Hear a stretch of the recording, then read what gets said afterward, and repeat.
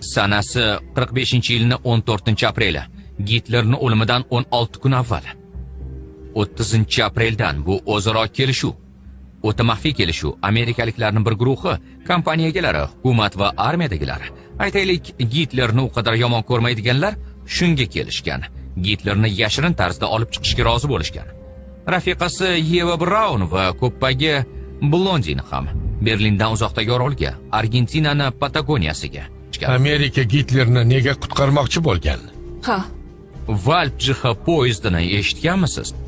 45-yil. Natsistlar dunyodagi eng qimmatli xazinani talon-taroj qilishga yillarni sarflashdi. Aql bovar qilmas boyliklar bitta poyezdda, lekin ular qurshovga olindi.